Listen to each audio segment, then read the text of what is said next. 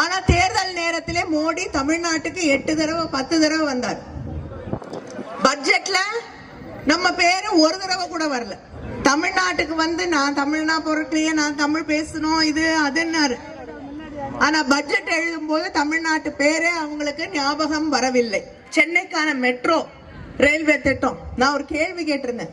ஒன்றிய அமைச்சர் அமித்ஷா அவர்கள் அதிமுக ஆட்சியில இருந்த பொழுது 2வது பேஸ் மெட்ரோக்கு அவரே வந்து அடிக்கல் நாட்டி விட்டு சென்றிருக்கிறார்.